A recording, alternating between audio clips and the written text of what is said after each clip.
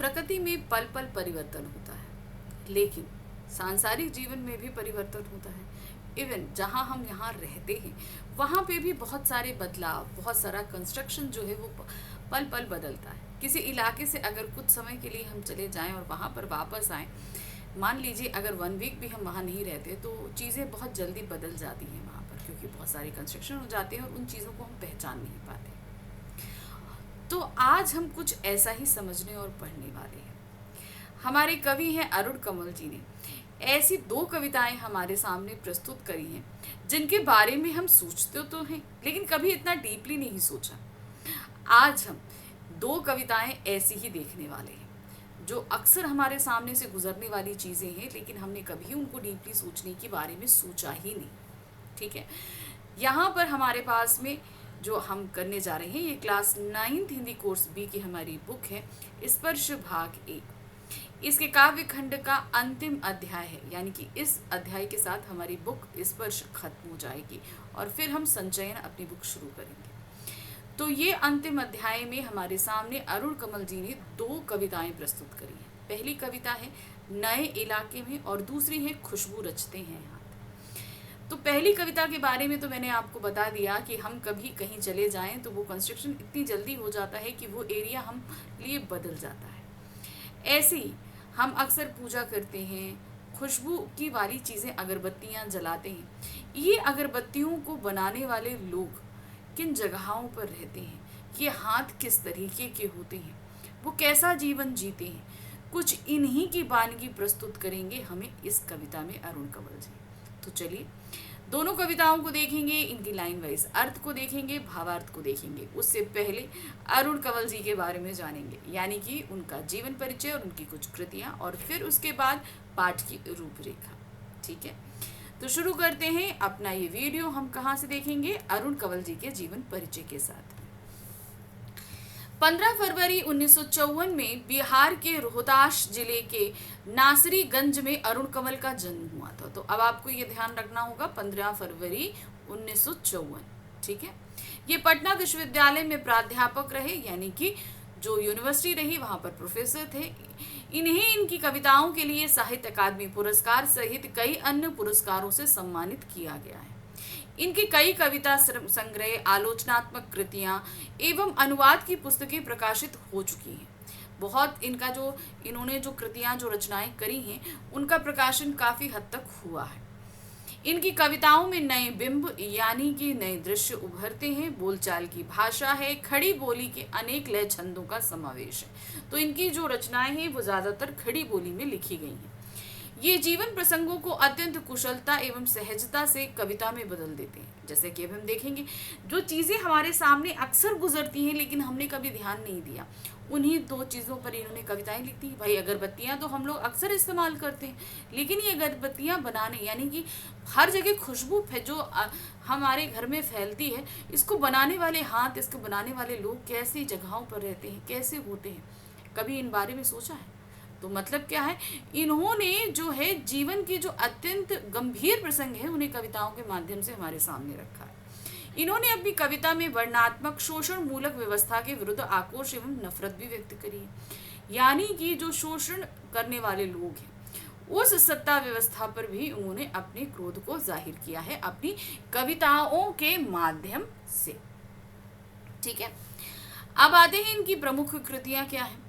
अपनी केवल धार क्या है? अपनी केवल धार 1980 में, सबूत 1989 में, नए इलाके में 1996 में, पुतली के संसार 1904 में, मैं वो शंख महाशंख 1913 में और योग फल 2019 में। ठीक है, तो आप देख रहे हैं कि इन्होंने काफ़ी कविताएं 2019 तक अपनी करी हैं। चलिए अब आ जाते हैं इस पाठ में हम पढ़ने वाले हैं। यहाँ पर देखिए 2 कविताएं हैं, दोनों ही कविताओं के बारे में देखेंगे। पहली कविता है नए इलाके में नामक कविता में मुख्य भाव यह है कि जीवन में सब कुछ परिवर्तनशील है, यानी कि परिवर्तन है, परिवर्तन प्रकृति का नियम है, हर जगह सब कुछ परिवर्तित होता है, ये चीज़ है। कवि कहता है कि वह शहर के नए बसते हुए क्षेत्रों में जाकर अपना रास्ता भूल जाता है। वो क्षेत्र जो उसके लिए बहुत ही ज़्यादा जानकारी वाले थे उन क्षेत्रों में भी अगर वो बहुत दिनों बाद जाता है तो वो क्षेत्र बदल जाते हैं। कभी उन निशानियों को ढूंढता रह जाता है जिनके सहारे उसे अपनी मंजिल पर पहुंचना है। ठीक है भाई, हम अगर अपने घर में जाते, अगर आप अपने स्कूल से अपने घर जा रहे हो तो आपको अपने घर का रास्ता तो पता है, लेकिन कई माइलस्टोन्स भी हैं जो आपको पता होंगे, जैसे कोई पेड़ है, कोई खाली मकान है, कोई दुकान है, इन सबको आपको पता है। तो उन्हीं के जरिए आप कोई मोड़ लेते हैं, कुछ लेते हैं, तो वही निशानियां होती हैं अपनी मंजिल तक पहुंचने के लिए। परंतु दिन प्रतिदिन बदलते रास्ते उसे धोखा दे रहे हैं, यानी कि वो निशानियां तब्दील हो रही हैं तथा सारी स्मृतियां उसे विस्मृत हो जाती हैं। जहां अपनी मंजिल तक पहुंचने के लिए उसके पास जितनी भी जो भी निशानियां थी वो सभी कुछ धुंधली, क्योंकि वो निशानियां मिट रही हैं, तो वो अपने घर तक पहुंचने के रास्ते को ढूंढ नहीं पा रहा है। अब क्या है, दूसरी कविता है खुशबू रचते हाथ। कविता में कवि ने समाज के गरीबों, मजदूरों एवं कारीगरों की दुर्दशा का चित्रण किया है। ठीक है, जो लोग बहुत गरीब हैं, मजदूरी करते हैं, उनकी जो दुर्दशा है, जो परिस्थितियां हैं, उनका वर्णन बहुत अच्छे से किया है। ये मजदूर खुद गंदगी बस्ती में रहते हैं एवं दूसरों के लिए सुगंधित अगरबत्तियां बनाते हैं, शारीरिक रूप से अस्वस्थ रहते हुए भी दूसरों को प्रसन्न एवं तरोताजा रखने के लिए अगरबत्तियां बनाते हैं। अपने कार्य के दौरान जख्मी होने के बाद भी वे रुकते नहीं एवं अपने परिश्रम एवं लगन से दूसरों को खुशियां बांटते रहते हैं। तो मतलब चाहे जैसी परिस्थितियां हो, इन्हें काम करना होता है। भाई बहुत ही मुश्किल परिस्थितियां होती हैं, इन्हीं से अवगत कराएंगे ये नेक्स्ट कविता खुशबू रचते हाथ में। चलिए, तो पहली कविता है नए इलाके में। कविता देखिए क्या है, ये कविता 2 बार में है ना, यानी कि 2 पार्ट में हमने कर दी है। काव्य संख्या 1 है। इन नए बसते इलाकों में जहां रोज बन रहे हैं नए नए मकान, मैं अक्सर रास्ता भूल जाता हूँ, धोखा दे जाते हैं पुराने निशान।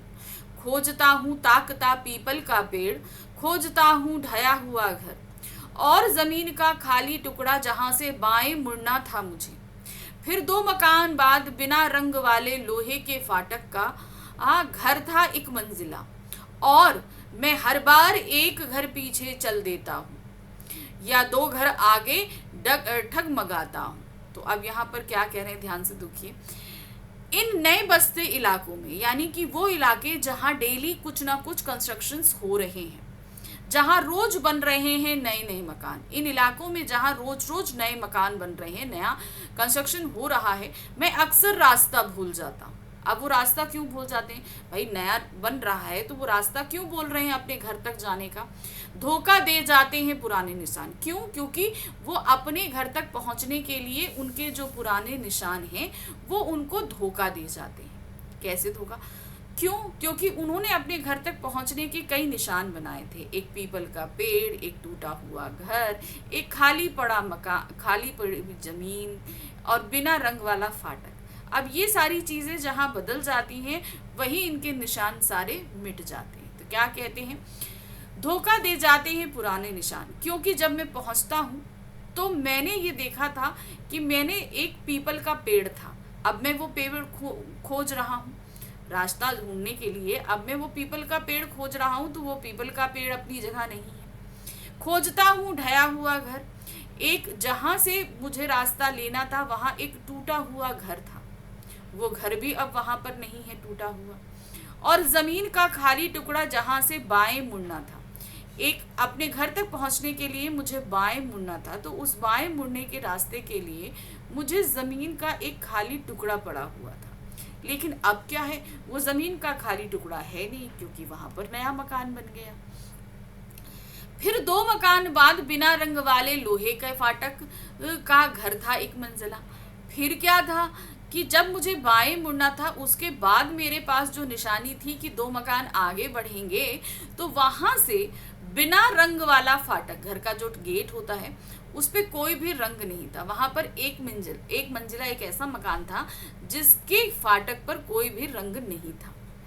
और मैं अब ये सारी निशानियाँ नहीं हैं, तो अब मैं बहुत कंफ्यूज हो रहा हूँ कि भाई मैं कैसे जाऊँ। और मैं हर हाल में एक घर पीछे चल देता हूँ या 2 घर आगे निकल जाता हूँ, क्योंकि मेरी वो निशानियां कहीं ना कहीं गायब हो गई। अब वो जो पीपल का पेड़ था वो काट दिया गया, उस जगह नया घर बन गया। जो मकान टूटा था वहां पर नया घर बन गया, और जहां पर खाली मकान था वहां पर भी घर बन गया। और वो 1 मंजिला मकान जो बिना रंग फाटक वाला रंग था, बिना रंग वाला फाटक था, वो मकान भी 2 मंजिला हो गया और फाटक को भी रंग कर दिया गया। तो इस तरीके से लेखक के घर तक पहुंचने की जो निशानियां थी वो नए नए हो रहे बनावट के कारण, यानी कि कंस्ट्रक्शन के कारण वो सारी निशानियां मिट गईं। अब वो अपने घर तक नहीं पहुंच पा रहा। अब इन पंक्तियों का भावार्थ देखिए क्या है। प्रस्तुत पंक्तियों में कवि ने बस्तियों में तीव्र गति से हो रहे निर्माण को एक संकट के रूप में दर्शाया है। कभी किसी नई बस्ती में पहुंचता है तो प्रायः रास्ता भूल जाता है। कारण यह है कि वहां रोज रोज नए मकान बन रहे हैं। इसीलिए अपने आने जाने के रास्तों और ठिकानों तक पहुंचने के लिए जो निशान बनाए होते थे, यानी कि जो उसने बनाए ना निशान की पीपल का पेड़ है, खाली प्लॉट है, ढहा हुआ मकान है, वे अब काम नहीं आते। वह पीपल का पुराना पेड़ खोजता है या कोई टूटा हुआ घर ढूंढता है या जमीन का कोई खाली टुकड़ा ढूंढता है जहां से उसे बाएं की तरफ मुड़ना था। परंतु बहुत समय बाद ना तो पीपल का पेड़ रहा, ना लोगों ने उखाड़ दिया उसे, ना गिरा हुआ घर रहा, वहां किसी ने नया मकान बना लिया, ना जमीन का खाली टुकड़ा रहा क्योंकि वहां पर भी किसी ने मकान बना लिया। अतः उनकी सारी पुरानी निशानियां गायब हो गई। अब लोग जो हैं परेशान हैं, भाई ये परेशान है क्योंकि नए नए कंस्ट्रक्शन हो रहे हैं कि मैं अब कैसे पहुंचूं। उसे याद है कि खाली प्लॉट के 2 मकान बाद 1 मंजिला मकान था जिसके बाहर बिना रंग वाला लोहे का फाटक था। परंतु अब वह 1 मंजिला मकान 2 मंजिला हो गया और उसका फाटक भी सच धज गया।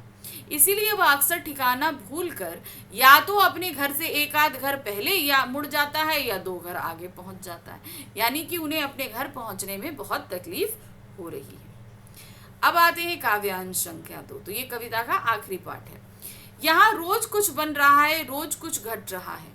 यहाँ स्मृतियों का भरोसा नहीं, एक ही दिन में पुरानी पड़ जाती है दुनिया।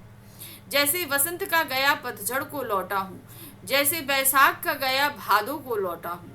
अब यही है उपाय कि दरवाजा खटखटाओ और पूछो क्या यही है वो घर। समय बहुत कम है तुम्हारे पास, आ चला आ पानी ढा रहा है आकाश, शायद पुकार ले कोई पहचाना ऊपर से देखकर। अब क्या हो गया, कह रहे हैं यहाँ पर रोज कुछ ना कुछ नया बन रहा है, यानी कि रोज नए नए मकान बन रहे हैं और रोज कुछ घट रहा है। कुछ यानी कि उनकी स्मृतियां जो हैं वो घटती चली जा रही हैं। यहाँ स्मृति का भरोसा नहीं, यानी कि जो रास्ता हमने अपनी यादों से बनाया था अब उसका भरोसा नहीं, क्योंकि वो स्मृति चिन्ह ही मिटते चले जा रहे हैं। तो हम कैसे भरोसा करें। एक ही दिन में पुरानी पड़ जाती है दुनिया, यानी कि भाई हम सुबह गए उसके दूसरे दिन हम लौट रहे हैं तो वहां इतना कुछ बदल गया कि सब कुछ नया हो गया। और जो हमारी याद में हमने अपनी दुनिया बनाकर यहाँ छोड़ी थी वो एक ही दिन में पुरानी हो गई। जैसे बसंत का गया, मतलब एक ही मैं कल गया और आज लौटा तो सब कुछ बदल गया। जैसे मैं कब गया था, बसंत को गया था, पतझड़ को लौटा। भाई बसंत आता है, बसंत के बाद 5-4 ऋतुएं और आती, फिर पतझड़ आता है, तो मतलब पूरे साल भर ऐसा लग रहा है जैसे मैं 1 साल बाद लौटा हूँ। इतनी तब्दीलियां हो गई। जैसे बैसाख का गया भादों को लौटा हूँ। अब सोचिए, मतलब पूरे 12 महीने बाद लौटने की बात हो रही है कि मैं इतने दिन बाद आया हूँ, ऐसा लग रहा है। अब यही उपाय है कि हर दरवाजा खटखटाओ। अब चूंकि मैं अपने घर तक नहीं पहुंच पा रहा, जिस घर मुझे जाना है वो घर में नहीं पहुंच पा रहा, क्योंकि स्मृतियां मेरा साथ नहीं दे रही, वो सारी निशानियां मिट गई हैं। तो अगर मुझे उस घर तक पहुंचना है तो अब मेरे पास एक ही रास्ता है कि हर घर का दरवाजा खटखटाऊं और पूछूं क्या वो यही घर है, और पूछूं क्या यही वो घर है जहां पर मुझे जाना है। मेरे पास अब उस घर तक पहुंचने का यही रास्ता बचा है। समय बहुत कम है तुम्हारे पास। क्यों कम है? क्योंकि चला आ रहा पानी ढा रहा आकाश, यानी कि आसमान में बहुत काले बादल छाते चले आ रहे हैं। जल्दी यहाँ घनघोर वर्षा होने लगेगी। तो अपने घर के अंदर पहुंचने तक का समय हमारे पास बहुत कम है। अब शायद सिर्फ एक उम्मीद बची है कि कोई मुझे ऊपर से देख ले, यानी कि अब बड़े बड़े घर बन गए हैं तो वो कह रहे हैं कि मुझे कोई ऊपर वाले घर से देख ले और कहे हाँ यही तो है घर जिसे तुम्हें आना है, कोई मुझे पहचान ले। अब यही उम्मीद बची है, क्योंकि जिस घर तक मुझे जाना था उस तक पहुंचने के सारे ही रास्ते मुझे विस्मृत हो चुके हैं। अब इसका भावार्थ देखिए क्या दिया गया है। कवि कहता है कि नई बस्ती में रोज कुछ नया बन रहा है, कुछ पुराना टूट रहा है। इसके बदलते परिवेश के चलते हमारी स्मृतियां यानी कि यादें व्यर्थ हैं, उनका कोई लाभ नहीं है। अर्थात इस दुनिया में ऐसा लग रहा है मानो पुरानी यादों को मिटाने की एक होड़ सी लग गई है, क्योंकि जब कुछ नया बन रहा है तो पुरानी चीजें घटती जा रही हैं, तो नया ही हो रहा है। यादें तो एक ही दिन में पुरानी पड़ जाती हैं। कवि को ऐसा लग रहा है कि मानो वह बसंत का गया और पतझड़ में लौटा है, ठीक है, या फिर बैसाख के महीने का गया वह भादव के महीने में लौटा है। देखिए इन्होंने ऋतु और महीने दोनों के माध्यम से पूरे साल भर के अंतर को बताने का कोशिश करी है। ऐसा प्रतीत होता है कि एक पल में कई सदियां गुजर गई हैं। आज इस नई दुनिया में कोई अपनापन नहीं रह गया है, क्योंकि सब चीजें बदल गई हैं, तो कोई अपना सा लग ही नहीं रहा, सब कुछ पराया लग रहा है। उसकी इच्छा होती है कि हर दरवाजा खटखटा कर पूछे क्या यह वही घर है जिसमें उसके परिचित रहा करते हैं। आजकल की दुनिया में ऐसा लगता है मानो आकाश ढहा आ रहा है और ऊपर से पानी बहता आ रहा है। वह ऊपर की ओर देखता है और आशा करता है कि कोई उसे पहचान कर पुकार ले, क्यों कोई तो उसका आत्मीयता दर्शाए, यानी कि वो परेशान है बेचारा अपने घर तक पहुंचने के लिए। अब आते हैं हम अपनी दूसरी कविता में। दूसरी कविता क्या है? खुशबू रचते हाथ। तो इस कविता को हमने 3 भाग में पाठ किया है, ठीक है। काव्यांश संख्या 1, 2 और 3। तो पहले हम आ रहे हैं काव्यांश संख्या 1 पर। कई गलियों के बीच कई नालों के पार, कूड़े करकट के ढेरों के बाद, बदबू के फटते जाते इस टोले के अंदर, खुशबू रचते हैं हाथ, खुशबू रचते हैं हाथ। अब कवि क्या कह रहे हैं? जो अगरबत्तियां बनाने वाले हाथ हैं, खुशबू रच रहे हैं ना हमारे घर के लिए, ये अगरबत्तियां जो रच रहे हैं, ये खुशबू रचते हैं हाथ, ये कहाँ रहते हैं? कहाँ रहते हैं? कई गलियों के बीच, यानी कि बहुत पतली पतली गलियों से होते हुए हम जाएंगे। कई नालों के पार, यानी कि बदबूदार नाले, जहाँ कूड़े करकट के ढेर सारे ढेर हैं, बहुत सारे, मतलब इतनी गंदगी है, जहाँ बहुत सारे नाले हैं गंदगी भटते हुए, बहुत सारे कूड़े के ढेर हैं, बदबू के फटते जाते इस टोले के अंदर, यानी टोला यानी कि एक ऐसा रहायशी इलाका जो बहुत ही ज़्यादा कंजेस्टेड है, बहुत ही ज़्यादा घनत्व वाला है, जहाँ बहुत गंदे गंदे नाले बैठते हैं, जहाँ बहुत सारे कूड़े के बदबूदार ढेर हैं, पतली पतली गलियों में रहते हैं वो खुशबू रचते हाथ, यानी कि अगरबत्ती बनाने वाले वो हाथ। तो पहले काव्यांश में हमने देखा कि जो ये अगरबत्तियां बन रही हैं वो किन इलाकों में बन रही हैं। प्रस्तुत भावार्थ में कवि सुगंधित वस्तुओं का निर्माण करने वाले मजदूरों के जीवन का भावपूर्ण चित्रण करते हुए कहता है कि हमारे समाज के ये मजदूर व श्रमिक लोग स्वयं बदबूदार बस्तियों में रहते हैं। अब किन जगहों पर रहते हैं, देखिए कितनी गंदगी है, कितनी बदबू है। रहते हुए भी संसार व लोगों के जीवन को सुगंध फैलाने वाली अगरबत्तियों का सृजन करते हैं। इन्हें अपने घर तक पहुंचने के लिए कई नालों, कूड़े करकट के ढेरों का सामना करना होता है। बदबू के मारे इनकी नाक फटने को होती होगी, इतनी गंदगी कि नाक फट जाए, इतनी बदबू। फिर भी ये उसी कूड़े के ढेर व नाले के समीप अपने टोले बनाकर रहने के लिए विवश है। ऐसे वातावरण में रहते हुए भी ये लोग संसार को सुगंधित करने वाला कार्य निरंतर करते रहते हैं, यानी कि ये जिन जगहों पर रह रहे हैं वो जगहें बहुत ही गंदी, बहुत ही बदबूदार हैं, बहुत ही सफोकेटेड यानी कि घनत्व वाली हैं। उन पर भी ये लोग जो हैं उन जगहों पर रहकर हमारे घरों में फैलाने वाली सुगंध के लिए अगरबत्तियां बनाते हैं। अगली पंक्तियां हैं काव्यांश संख्या 2।